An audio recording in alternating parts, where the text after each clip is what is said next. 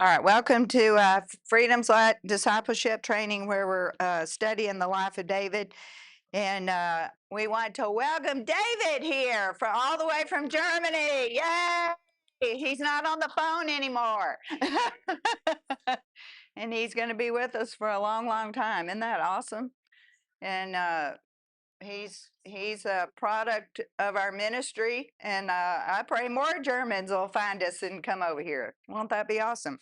So we left off 2 weeks ago with sending Zadok and Abiathar, the priest, to speak to the elder of Judah, saying, "Why are ye the last to bring the king back to his house, seeing the speech of all Israel is come to the king, even to his house?" So with this in mind, picking up in verse 12 of 2 Samuel chapter 19. Verse 12, chapter 19 says, "Ye are my brethren, ye are my bones and my flesh. Wherefore then are ye the last to bring back the king?"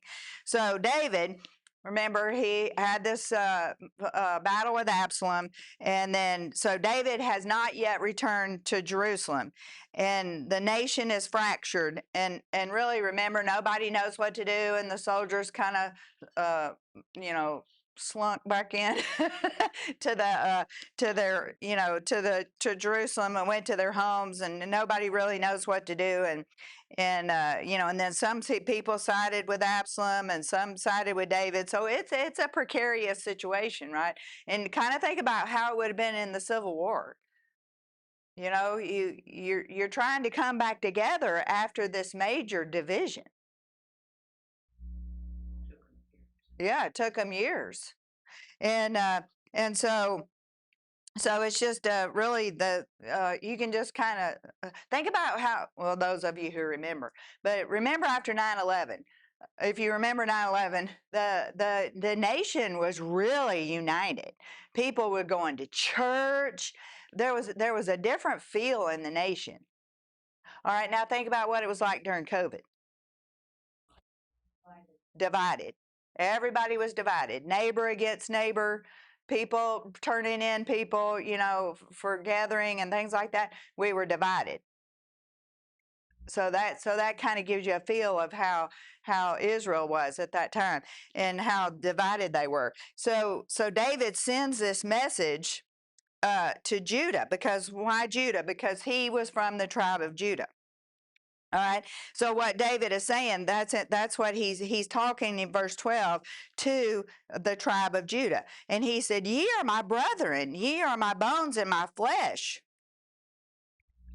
Wherefore then are ye the last to bring back the king? You're my brethren, you're bone of my bone, bone of my bone, flesh of my flesh. Why are you the last to bring me back?" That's what that verse is talking about. So evidently, this tells us that the tribe of Judah has been silent in this matter. And so what David is like, "I don't feel any loyalty from you. You're bone of my bone, you're flesh of my flesh. I don't feel any loyalty from you." So he thinks that they should have been the first to bring him back. If any of the tribes should have been for David, it should have been Judah. And they're his family, and yet they're silent. And so it's interesting, this approach that David took, because he's not demanding loyalty or obedience as the king, which he could have done. He's asking them a question. He's provoking thought from them. He's making reconciliation easier with them, because I guess he's assuming that most of them sided with Absalom.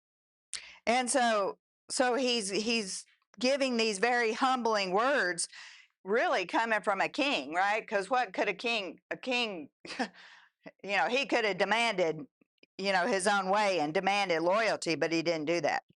So really, here again, he's being like a type of Christ. He's initiating reconciliation with those people who have failed him. And again, he's a type of Christ. And isn't that what Christ the King does? Jesus Christ the King, he initiates reconciliation with us, his fallen people who have just constantly failed him. And so this is the shift after Joab lets David have it. Remember, Joab let David have it.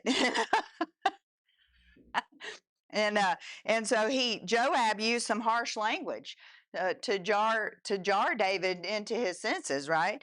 And because David was so lost in the grief of his son that he was literally just going to let the nation slip away. Because and isn't that how we all are? And that's what we were just discussing. And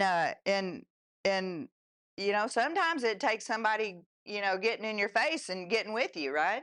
And to get you, wagging their finger at you, right? To get you to come to your senses, And so Joab had to do that. Now Joab's had that talking, had that talk with David.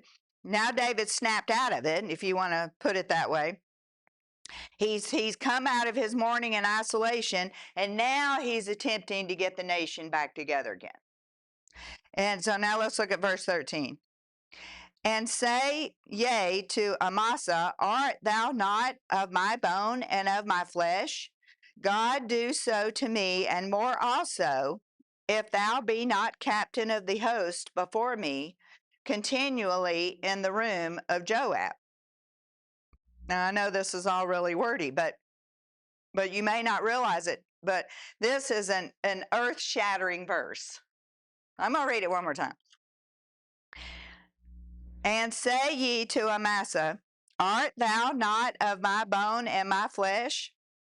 God do so to me, and more also, if thou be not captain of the host before me continually in the room of Joab. So why this is an earth-shattering verse is that David is telling the elders of Judah that he's replacing Joab with Amasa. Now, why would he replace Joab? Joab has been with him for years. Joab's been with him from the very beginning. And Amasa is David's nephew. And he was also Absalom's general during the rebellion. Amasa sided with Absalom. What? This is crazy. Okay, this is absolutely astounding because David is offering the top military position to a man who literally led the army of Absalom against him. What in the world is going on? I mean, talk about a soap opera. If young people still know. Somebody asked me recently what a soap opera was. I can't remember, Colton or somebody. Or was it Olivia? One of these young people asked me what a soap opera was. And I was like, oh, gosh. I bet David doesn't know what a soap opera is. Okay, he doesn't know what a soap opera is. A soap opera was a daily TV program that came on every day, and you watched it every day. And how would you describe it? It was drama. Yeah, but it was daily. So like in the Navy, it's an ongoing story every day. And so in the Navy, when I got in the Navy, everybody watched Days of Our Lives at lunchtime. And so I just started watching it because everybody else watched it, so then you couldn't wait for tomorrow to see what was going to happen, and it was because it was every single day. And housewives used to watch soap operas, back when a lot of women didn't work, they would watch soap operas during the day because they were during the day. So anyway. I knew one family, their whole family watched it. Oh, really? Oh, yeah. Well, it's addictive. It really is addictive. It drove me crazy. You got so little information. Yes. Like you spent a whole half hour watching. Yeah. And you got this little tiny bit of information, and then the next day the same thing happened. Yeah. Yeah. Yeah. All right. So can anybody even guess why he would get rid of Joab? Huh? I can't remember why it was. Yeah. I guess commentary says because he didn't require the Lord. Well, we'll see. You're cheating, reading commentary. Well, really, this was political. Yeah. Yeah. Yeah. Okay.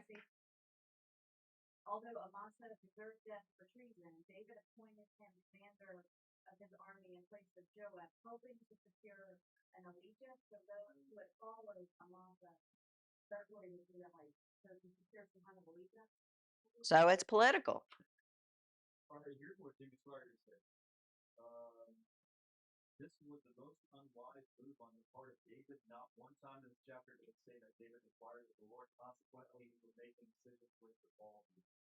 And don't we see that? We see when David sought the Lord that things turned out good. When he didn't seek the Lord, things don't turn out so good.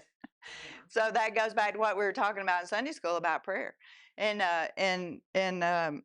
you know, he says, choose you this day who you will serve.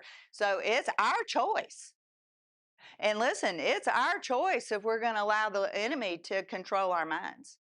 He said to take those thoughts captive. That means that's your choice and it's your decision if you're going to let the devil rule your life or not. Yes. Yes. Yes. Yes. No, absolutely not. So David, we see clearly that's why he's so good to study, because we see when he messes up, and he's just like us. You know, and we see when he seeks the Lord and things go good, and we see when he doesn't seek the Lord and things go bad. So right now, you know, this is a political move, and he may be the king, but even as a king, you've got to have loyal subjects to rule, right? And that's why dictators rule by force. Okay, and they're always going to have loyal subjects, but if they're dictators, you're not going to have a whole lot of people that are going to side with you, so you got to rule by force. And David's not doing that. He's not ruling by force. He's you know, it's just like in Iran, they're killing people by the thousands, you know, or they were. You know why? Because they're ruling by force. So David's making this political move to try to get the tribe of Judah on his side. And that's what he's saying. You know, you should be loyal to me. I'm one of you. I'm bone of your bone and flesh of your flesh, but you're not even on my side. So he's making this move to try to get them on his side. And so the message that he's sending out is, I'm not going to punish you because you sided with Absalom. And not only that, he's saying, not only am I not going to punish you, I'm going to elevate you. And so David is making an effort, really, to rid the nation of Absalom loyalty. And really, he's doing it through mercy and grace, which is a type of Christ. And but why turn on Joab? You know, and my first thought, is it because, you know, Joab was rough with him? Because Joab, you know, delivered a harsh message? Joab has been faithful to David. And so why in the world? I mean, I felt sorry for Joab. And Joab was loyal, but there's a side of Joab that's a little bit rebellious, right? Yeah, he's the one who killed him. Now Absalom got caught in the tree by his hair, but Joab actually, you know, ran him through with the sword. And see, Joab knew that David said don't kill him, and he did it anyway. So see, there's that. He's loyal, but there's that little bit of, you know, rebellion in him. And he's all about war and everything. Yeah. Oh, he's absolutely about war. That he wasn't really after God's own heart. He was just a loyal. No, I don't think he was following Jehovah God at all. He was just, you know, but he was loyal to David. And it reminded me, just like in the Civil War, that General Jeb Stuart, he was like this because he didn't report back to General Lee, and Lee lost vital information that added to the loss of Gettysburg. You know, if you're not communicating and you're not on the same page, right? Everything's going to fall apart. And so Joab, he if you remember way back when, Joab killed Abner. And remember, Abner was running, and Joab killed him, and Joab also killed Absalom. When David told him to bring him back alive, and he was always doing his own thing. He was loyal, but yet he was doing his own thing. And so you need to do your job as unto the Lord, and you need to be loyal to your employer, or loyal to your church, or loyal to whatever. And okay, let's say in a job, if they're paying you a paycheck, you need to be loyal to them. All right. And you need to be loyal and do your job as unto the Lord, just like we talked about this morning with David working at the grocery store. You need to be loyal to wherever God's put you. So David, he put up with a lot, and finally, it came to an end. And there's a life lesson here that someone may put up with your sin for a while, but it's always going to come to an end. And sin reaps a just reward. So really, what Pastor said this morning, we all need to be praying that way, because we've all got sin. Do not even pretend that you don't have sin in your life, because we all do, because we're in the flesh. So really, what we all need to be doing is facing that, praying against that, and ask God to show us that, and to remove that. And we don't want to miss the point that how David is just constantly this, even not in his sin, but he is a type of Christ at different times, that he's exemplifying Christ-like characters. And here, when he's reaching out to his own people in mercy and in love, and telling them, I'm bone of your bone, I'm flesh of your flesh, and you betrayed me, but I'm calling you to come back to me. Because they knew David was supposed to be king. Yes, exactly. And so he's reaching out to them in mercy, not in judgment. And so that's a beautiful picture of Jesus. Right. Exactly. So he knows they've wronged him terribly. He knows that, and yet he reaches out in forgiveness, and he's beckoning reconciliation, just like Jesus Christ does with us. So let's look at 2 Samuel 19, verse 14. And he bowed the heart of all the men of Judah, even as the heart of one man, so that they sent this word unto the king. They said, return thou and all thy servants. So remember, he's outside of Jerusalem. He's wanting to come back into Jerusalem, but he's wanting to know that he has their support. All right. So David, he could have marched right back in with force. He could have taken heads off as he marched back in. He's the king. He could have punished all the tribes that sided with Absalom, that betrayed him. He could have demanded loyalty. He could have killed everybody that sided with Absalom. But being this type of Christ, he waits for the people to say, return. Just like Christ said. What does he do? What is Jesus doing? He's waiting on you to say, come into my heart. And so this is a beautiful picture of Christ here. This is the same pattern. Look for patterns.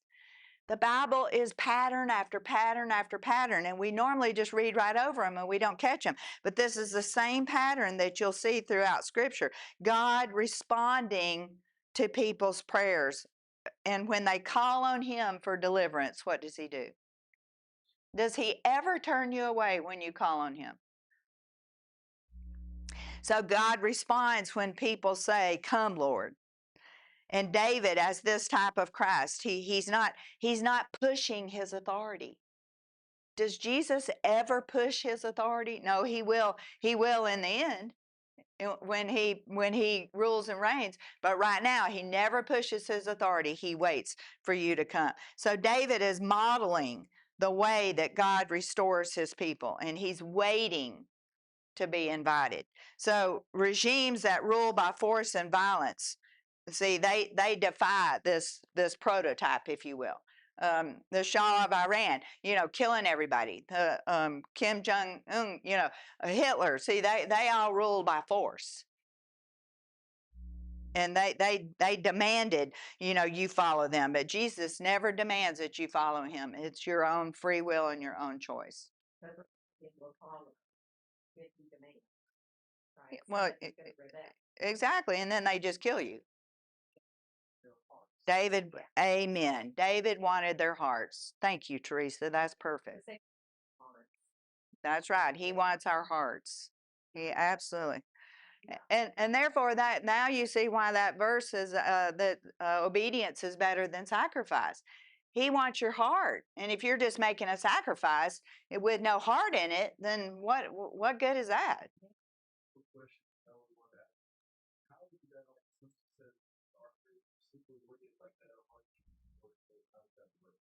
Because he says that he replaces that heart of stone with a new heart, with a heart of flesh. So when you get saved, then you are a new person, and he gave you a new heart. Flexible, or a heart of stone. Mm-hmm. So it still has the wickedness, but it's towards it. It's not. Right, because he somehow supernaturally transforms you. Uh, and I don't mean to embarrass you, but I told him, I said this morning, I said, man, this is deja vu. Him being here again and going over everything. But this time, I said, see, the first time he came, he was Ken. And this time he came, he's David. And you know what? It's totally different. He is not the same person that was here the first time. And you know why he's different? Because he's had a year and a half of what Jesus has done for him. And y'all remember what happened to him in the airport. He had that supernatural God encounter in the airport. He's been different ever since then. And he gave him a new heart. Exactly. So it's just so awesome. So David, see, he couldn't return until the people called him back because he didn't have their heart. And it wasn't because he wasn't king and he couldn't go in there and force them, because he could have. But see, God never restores by force, does he? I think in that scripture, I think that's terrible, just leads you. If my people, which are called by my name, will humble themselves and pray and turn from their wicked ways, I would hear from heaven and heal their land. And that's what he's doing, right? He's just, He wants to be I think he wants to be wanted. He wants to know that he's got their loyalty again. And so he's waiting for the people to say return. And Jesus works in exactly the same way. And Jesus is the rightful king, but guess what? He's waiting on us. He's waiting for a willing people and a unified heart, and gives us an open invitation to come to him. So let's look at verse 15. So the king returned and came to Jordan, and Judah came to Gilgal, that's the tribe of Judah, to go to meet the king, to conduct the king over Jordan. All right, so David's restoration becomes this public event. Okay, remember when the soldiers, I can't think of a word other than slunk, through the town, because they didn't know what they did. They kind of snuck in and went back to their homes because they didn't know. It wasn't some big fanfare. Think about World War II. You see all the pictures in the video of World War II when the soldiers came back. Oh my gosh, the whole United States was in an uproar, in celebration, and rightfully so. Think about Vietnam. All right, when the soldiers came back from Vietnam, there wasn't all this grand fanfare, and no, they were shamed and shunned. Okay, so see, David wanted, I think, he wanted that grand fanfare. He wanted to know that he had the hearts of the people, and so he returns to Jordan. And the tribe of Judah, see, now they've unified. Now they're all in agreement. Their hearts, are with David. They bowed their wills and their hearts. And so they come to Gilgal to meet him, to honor him. And they've come to escort him across the river. They've come in that big fanfare. I mean, that's really a beautiful picture, right? And think about the solemn humble atmosphere that had to have been present, amongst the crowd. Because why? Because this was a civil war, you know, and so the feelings had to have been running high, and now they're experiencing their king, riding back in once again to sit on his throne and reign as king. So when you read the Bible, think about this. Use your imagination. Think about it. Think about the procession of the king, right? Somebody you love, right? Like I always go back to, Ronald Reagan. And I know he was an imperfect man. I don't believe he was saved. But something, because I was in the military during that time, that I had this, and he was good. He was a good president. I think he was the best president we've had, since Trump, or before Trump. And so, and if you've ever, served in the military, or even had a favorite teacher, or somebody that impacted your life, or a preacher, or somebody that impacted your life, just think about those feelings when to get that loyal feeling that you can relate to this, as David rides back in and is gonna take his throne. Um, all I need to think about is, Jimmy Carter, and how, Ronald Reagan took over for Jimmy Carter. Yes. I mean, anything to get rid of Jimmy Carter, right? You know what I'm saying? Anything you can relate to feel that loyalty, right? And to feel that our king is back, our president, we got a good president. You know what I mean? You feel that, right? And all right, verse 16. And Shimei the son of Gera, a Benjamite, which was of Bahurim, hasted and came down with the men of Judah to meet King David. Now, y'all are going to remember him. If you don't recognize the name, you're going to remember him. He was Shimei the Benjamite from Bahurim, who had previously cursed and opposed David when he was fleeing from Absalom. And y'all remember him because he stood on one side of the ravine, a deep ravine, and David was on the other side. And remember, he was hurling curses at David, and he was throwing rocks across the ravine. Y'all remember that? And insulting David. That was in 2 Samuel 16. And he was in King Saul's lineage. And so he hated David. And he was a coward, remember? Because he was on one side of the ravine and they were on the other side of the ravine. Now, if he was a man, he would have gone over and faced David face to face, right? But he was a coward. He knew they couldn't get to him across the ravine. All right, so he's staying at a safe distance, hurling these rocks and vicious words because he thought David was a goner. He thought Absalom was going to win and overthrow David. So he thinks, he's just a coward. That's what he is. So in 2 Samuel 9:16, it says that same Shimei, he's running towards David, not away from him. So the man once cursed the king from a distance. See, now he's bowing down before David up close.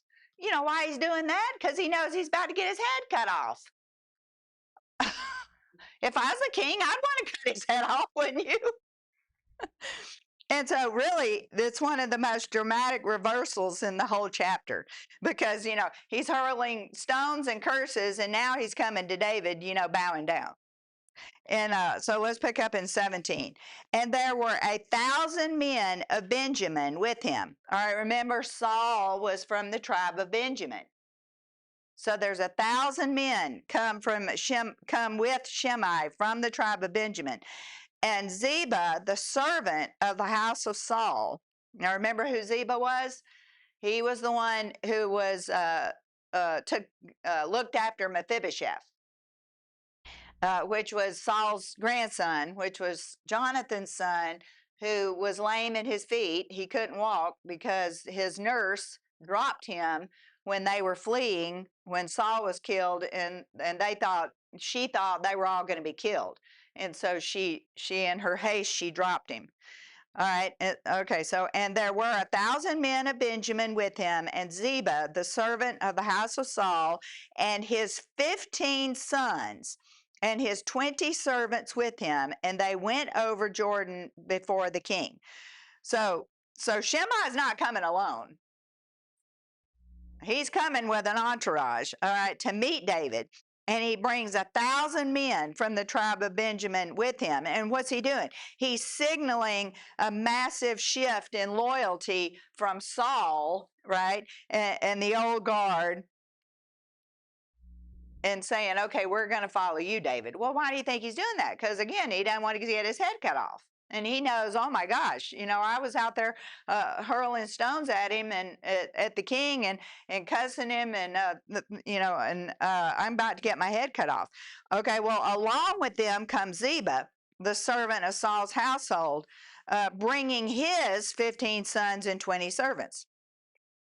All right, and if you also remember, Ziba was a servant in Saul's household, but David gave him management over. He gave land and a house to Mephibosheth, and he said, Ziba, you oversee this for Mephibosheth.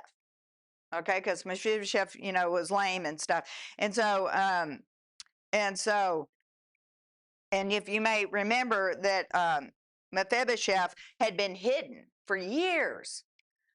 And at one point, I really don't know why, but David said, is there anybody in Saul's household? Now, this is years later. Like, Mephibosheth's grown now.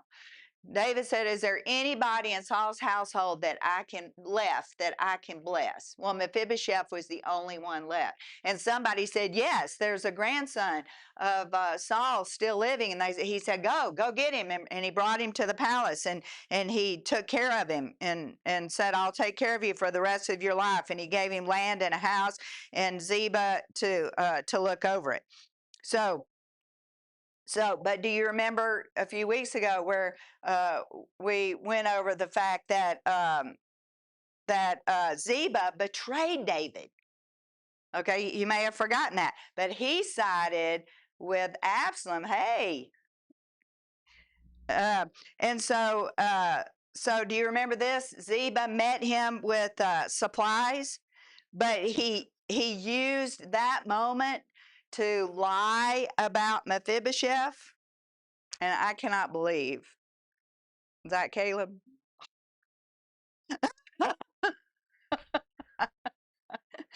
Oh, wow. I tell you what, kids growing up is you just can't even believe it, can you? I mean, he was like this big when I saw him last year. So. All right. So anyway, so Ziba met David with supplies, but he lied to David. He lied to David about Mephibosheth, claiming that Mephibosheth stayed behind to reclaim Saul's kingdom, which makes sense, right? Because he's Saul's grandson. So David bought the lie, but that's what it was. It was a lie. And you think about that when David's out in the wilderness. You got all these people lying to him. And he doesn't know who's telling the truth and who's lying. And so here's Ziba and it's a plausible lie, right? You would think that, okay, well, maybe Mephibosheth would be deciding, trying to think maybe he's going to take back Saul's throne. And so later when David returned, then he when he comes back to Jerusalem, then he talks to Mephibosheth, and then Mephibosheth gives him his side. And tells him, no, Ziba had abandoned him, and Ziba had slandered him, and Ziba had used this event, this chaos, to elevate himself. And he literally slandered Mephibosheth. So in 2 Samuel 19:17, when Ziba shows up with a large entourage to greet David, it's not loyalty. All he is doing is to keep his head from being cut off, and it's political survival, and he knows his life is on the line, and so that's all this is about. And listen, I'm not even going to ask y'all what y'all would do if you were David, because if you're like me, even Barbara, she would probably want to take his head off. And And so anyway, so together they hurried ahead and they crossed the Jordan before David arrives, and they positioned themselves. And now I'm talking about Zeba and Shimei and the 1,000 people with him, and they come over here. They're ready for when he gets here to honor him, to seek favor, to show them that they're going to align with him, and that they're going to, they want him to be the king again, and so this moment shows entire factions, once resistant, hesitant, and even hostile. Now they're all rushing in to acknowledge David's rightful rule as he returns to the throne. But their hearts aren't in it. They're just doing it to preserve their lives. And so, can you just imagine all the Democrats lining up to bow before Trump? Yeah, nothing's changed. Nothing's changed. And that's really the way this is. I mean, that's a way to think about what's going on. These people hated David. And that hate doesn't change it. No, it's the same. And so let's look at verse 18. And there went over a ferry boat to carry over the king's household and to do what he thought good. And Shimei, the son of Gera, fell down before the king as he was come over Jordan. All right, so this verse describes how a ferry boat was sent across the Jordan to carry David's household over as he returned to reclaim his throne, and then how the people were assisting him, were ready to do whatever the king desired.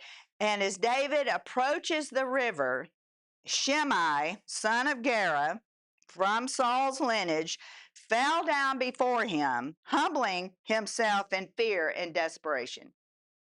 And you remember, right, before he was hurling stones at David and he was cursing David. And now he's bowing down before David. So can't you just see the Democrats bowing down before Trump to get an idea? All right. And so he throws himself at David's feet. Why? Because he's seeking mercy. When you're the king, you can literally take people's heads off. Now we saw that David, the younger man, he would have definitely taken their heads off. You saw that when he was a younger man. He was a warrior. He would definitely do. But now he's older. You don't see him doing that so much. So verse 19. So this is Shimei talking. And he said unto the king, let not my lord impute iniquity unto me. Neither do thou remember that which thy servant did perversely the day that my lord the king went out of Jerusalem, that the king should take it to his heart. You know what this reminds me of? A prayer that we pray to the Lord. Lord, don't remember my sin. Don't remember when I did this and that and the other. Please don't take that to heart and remember that. So Shimei falls before David and he pleads with him not to hold his past actions against him. He begs the king not to impute iniquity. Isn't that what we do with Jesus? Not to remember the wrongdoing that he committed on the day that David fled Jerusalem. So Shimei, see, he acknowledges what he did. In a sense, right? He knows what he did was perverse and dishonorable, but he's asking David not to take it to heart and not to treat him according to his earlier rebellion. Now, okay, let's the Shah of Iran that just got killed. Can you imagine somebody going to him and begging for mercy and please, forgive me for not wearing my hijab in the public or whatever, and they kill you for the stupidest things, right? No, he wouldn't give him any mercy. He'd just have him killed right there. So this moment shows Shimei openly confessing his guilt and seeking mercy from the king. So who is this a picture of? It's a picture of Jesus. Don't, I was terrible. I was awful. I did horrible things, but I'm asking you, Lord Jesus, to not take that to heart and not to put that on my account. I'm asking you to forgive me and forget that. because Shimei knows that David has the power to judge him and kill him. So what I want you to see is that picture, that beautiful picture of Jesus that is taking shape here. And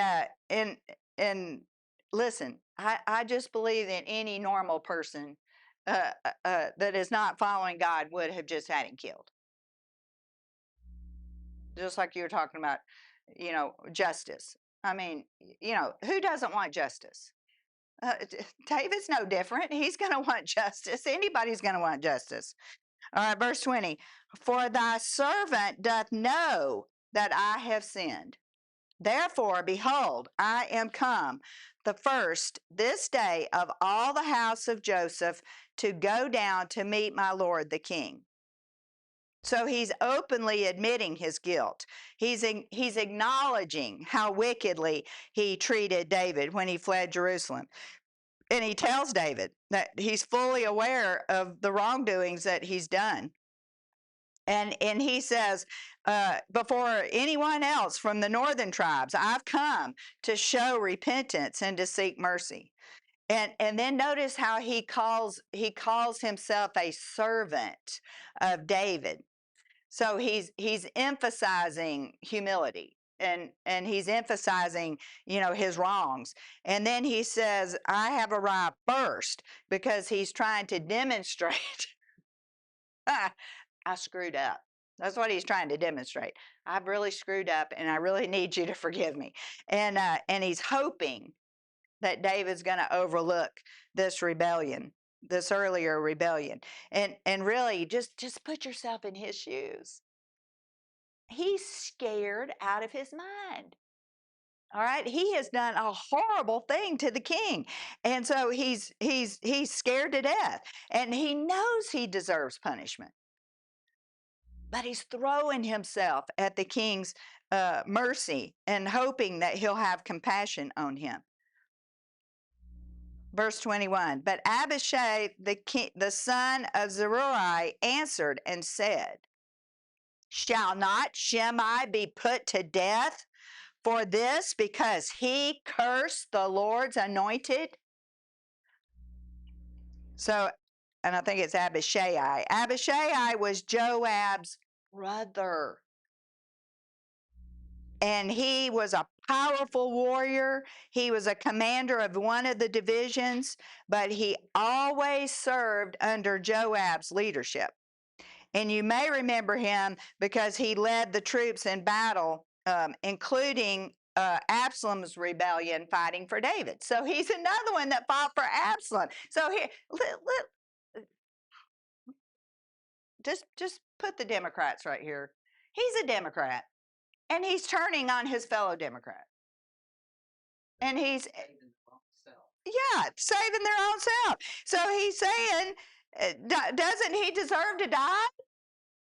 What about you? You fought for Absalom.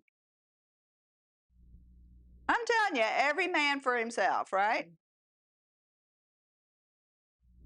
So if you think of this in light of Christ forgiving us, listen, they didn't deserve forgiveness. I don't deserve forgiveness. You don't deserve forgiveness. That none of us does. And Shimei didn't deserve it. And Abishai, he's calling for justice. If God gave us the justice we deserve, I mean, we'd all be dead. So let's go to verse 22. And David said, what have I to do with you, ye sons of Zeruiah? What do I have to do with you, you Democrats, that ye should this day be adversaries unto me? Shall there any man be put to death this day in Israel? For do not I know that I am this day king over Israel? Now, you probably know that I'm a Republican, but listen, I know the Republican Party is just as evil as the Democrats. So don't get me wrong in there. So we could say Republicans or libertarians or whatever. I'm just trying to give you a little way to look at this. So David is kind of surprising, but he rebukes Abishai. for demanding Shimei's execution. All right. And he asked, why are they acting as adversaries on a day meant for restoration and not revenge? You tell me one leader that would be like this.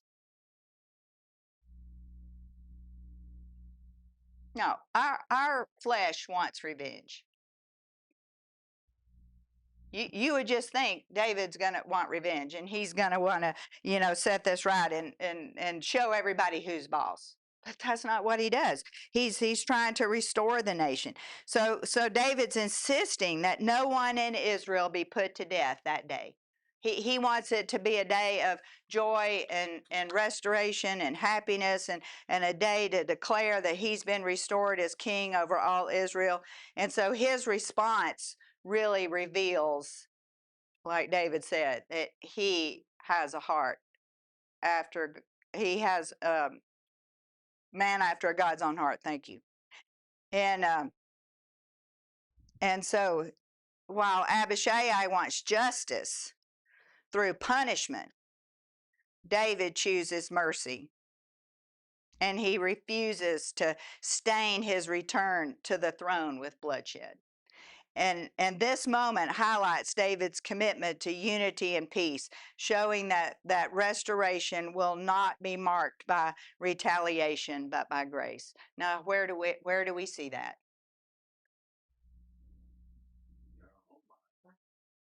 Because what? Listen, Christ the man was executed. I know he gave up his life, but he was executed on the cross. And is he coming back for revenge? No, no, judgment and revenge are two different things. See, if you go to the electric chair or hanging or whatever, see, that's justice. That's not revenge. So there's a difference. And so I just want us to see David. I want us to see Jesus. And now, no, you can't see Jesus in everything David did because he didn't do everything right. But in these cases, you can see Jesus because he is a man after God's own heart. And I really hope that you're getting this, because Jesus will sit on the throne of David one day, and it's coming soon. And think about it. And I really think we need to consider this, that Jesus is the promise for all of us. He's the promised son of David who's going to sit on David's throne forever. That